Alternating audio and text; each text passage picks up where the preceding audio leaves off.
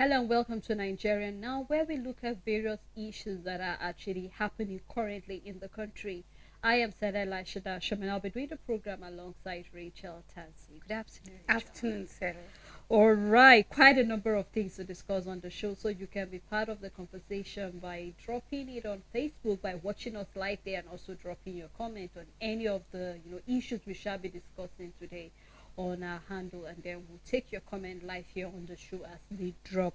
Now, we'd like to start with the issue of the Israel-Hamas war, even though it's not happening here, but somehow it has actually, affected pilgrims that are planning on going there. We know that Christians have this period where they do go for pilgrimage in the promised land, which is Jerusalem, Jordan. But then we've seen that the Nigeria Christian Pilgrimage Commission have come out to say that for the meantime, that is being suspended because of the crisis and the war that is going on there.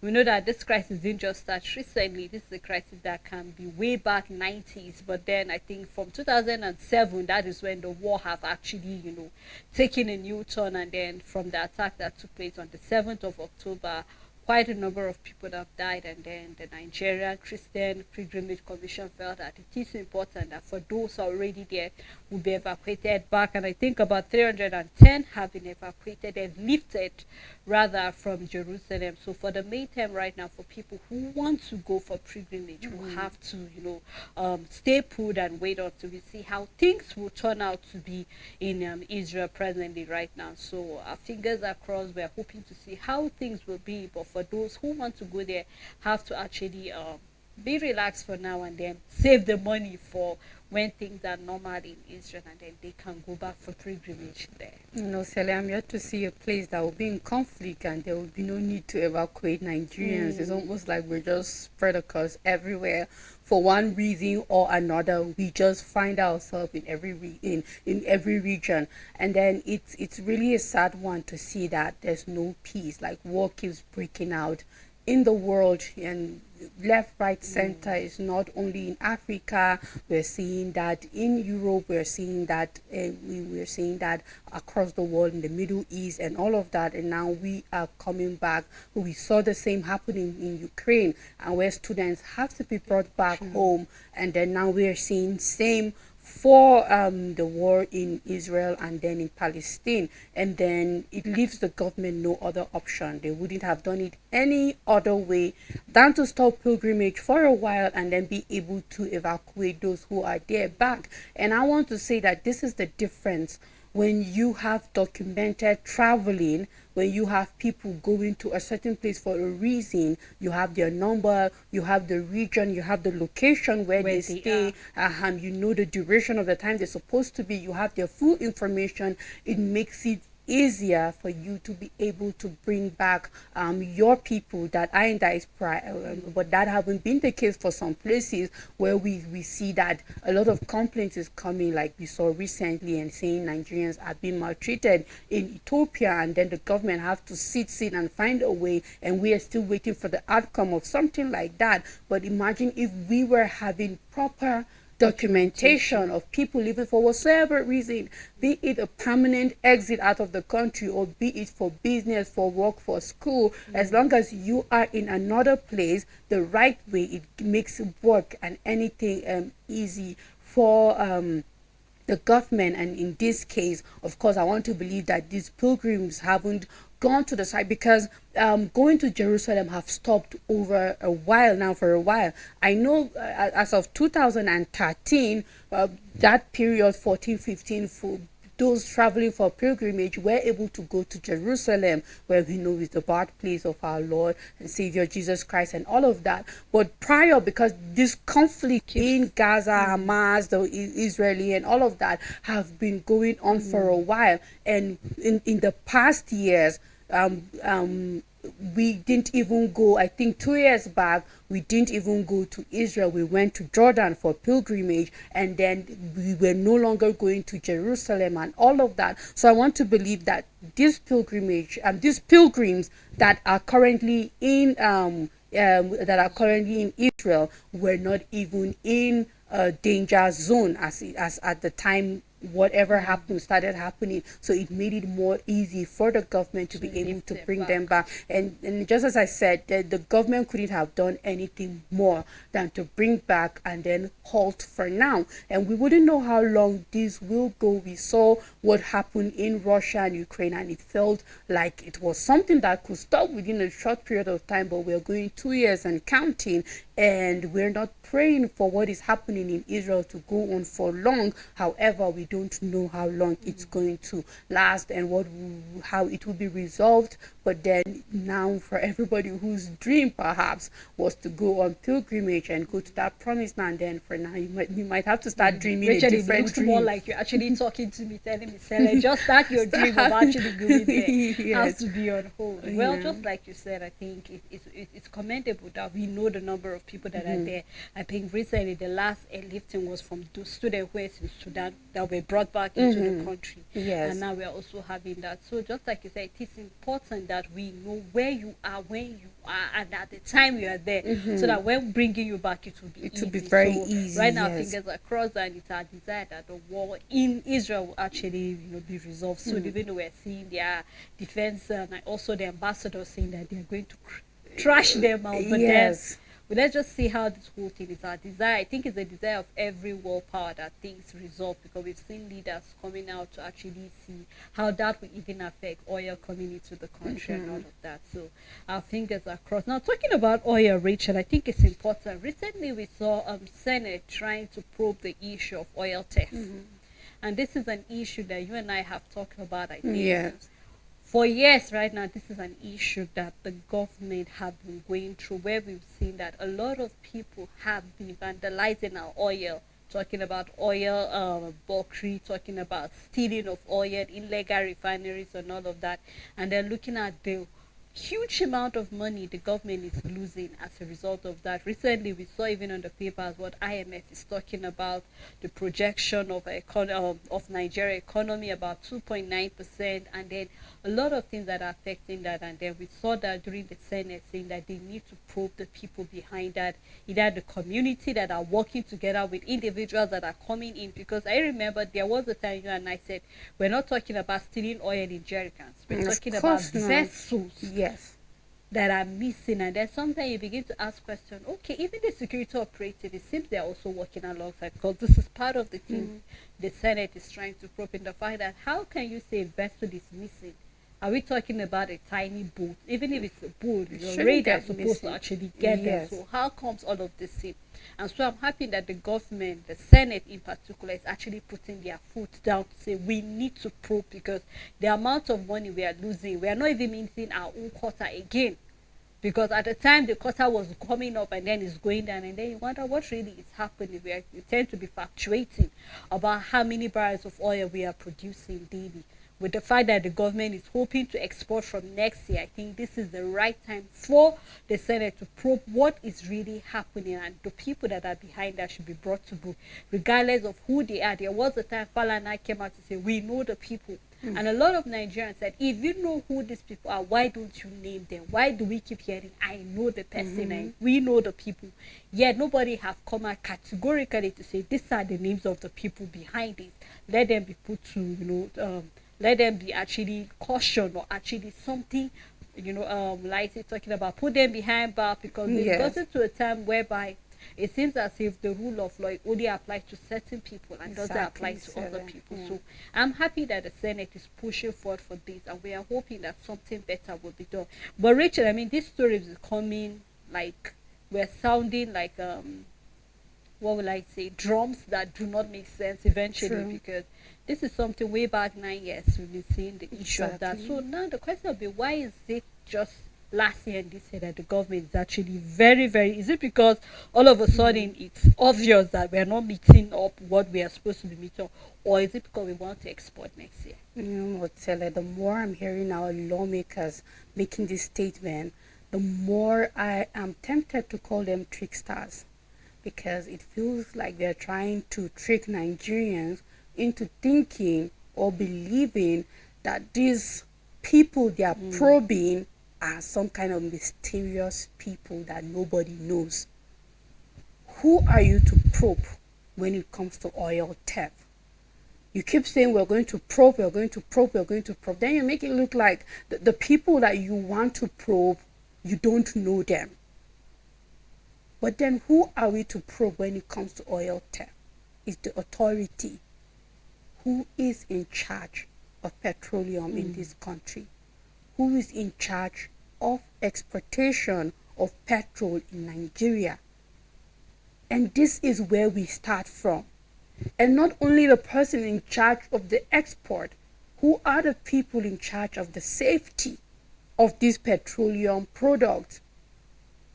Who are the people in charge of every activity that revolves around exporting crude oil in Nigeria?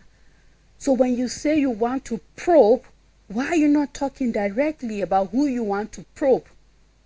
Why are you making it look like or sound like it's a mystery, the oil theft probe?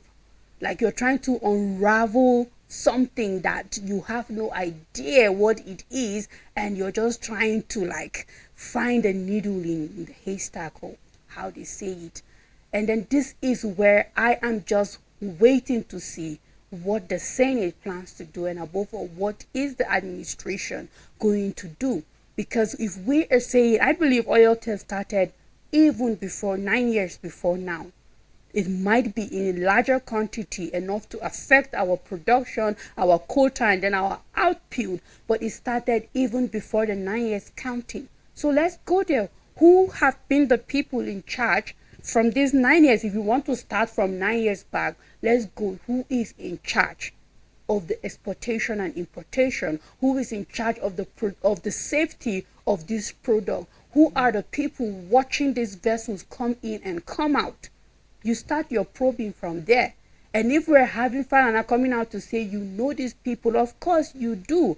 But anytime you talk about it, you make it look like it's a mystery. Who are these people? We don't know who to probe. So I'm looking forward to sincerity, transparency when it comes to this probe. If not, we will not get anywhere, because the more the government is talking, is more like they're gradually trying to find a silent way of allowing this issue to die and sweep it under the carpet, because by now probing should have been started. By now names should have been coming out. By now there should be a panel, a committee. People are supposed to be answering questions. In fact, Sele, past presidents are supposed to answer. But I was about to exactly, say that, Sele, they're supposed to answer. Did you ever get a report that oil theft is going on, and what did you do about it in your administration? And for whoever was in charge at the period where it started, if we were taking it 9 years back, how did the oil theft start?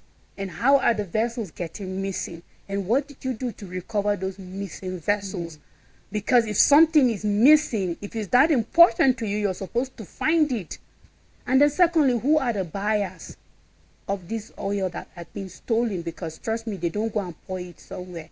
It's being used, it's being refined. And whether we like it or not, some of these stolen crude oils are brought back to us as refined petrol, and we buy it.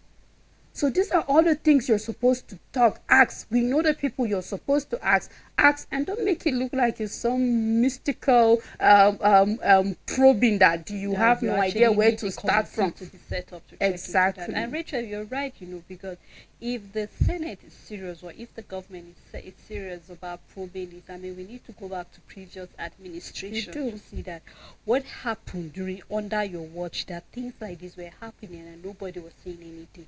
It only signals is either you are working with these people, or you know who the people are and you're trying to cover up for them.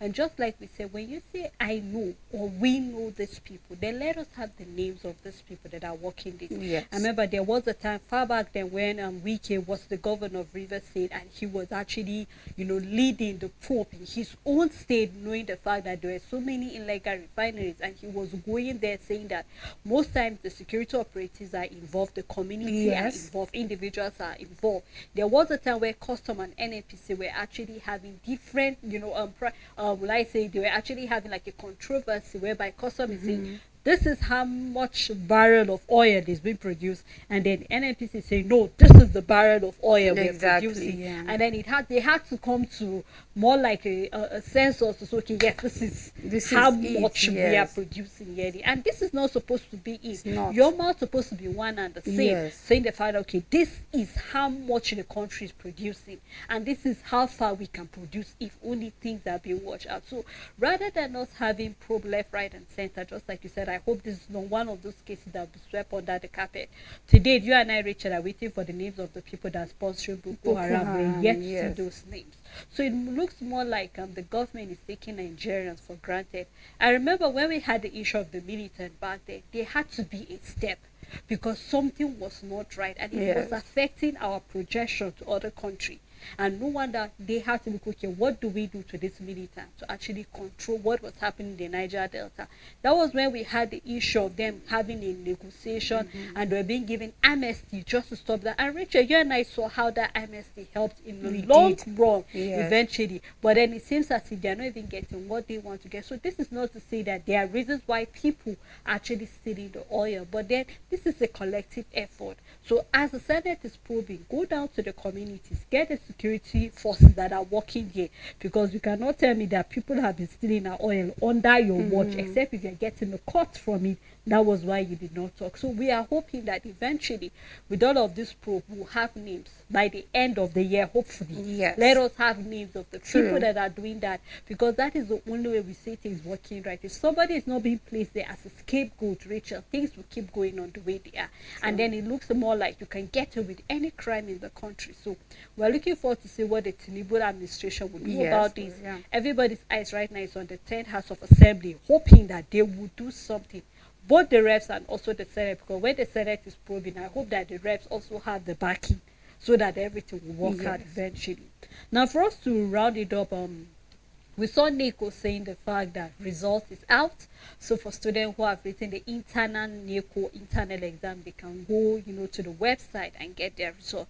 But there was a problem because we've seen that about 92 schools are actually on the red alert of cheating. Yes. And cheating is not just something that started today, Rachel. You and I know this is something that way back, even before you and I went there in our schools, there was issue of cheating.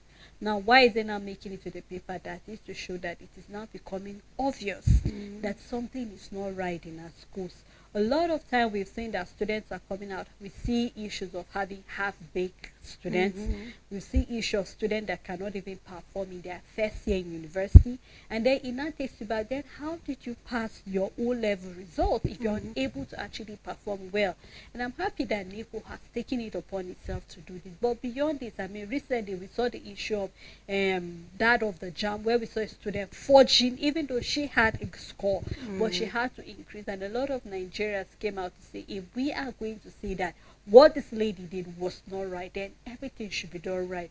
I'm happy NECO has taken that step, and then this is bringing my mind back to the issue of the controversy about the president, whether he has a certificate or not. Today we saw Peter Obi coming out to give a press release saying that the president should come out and tell the entire nation, let him write his name well. If he's actually people are having mixed feelings whether he went to school or not, he should come out and say, this is my classmate, this is the secondary school I went to, I went for youth service, that is if you went, and all of that. Now, coming back to NECO, what really is the problem? Why are we having this decay right now in our, talking about educational sector?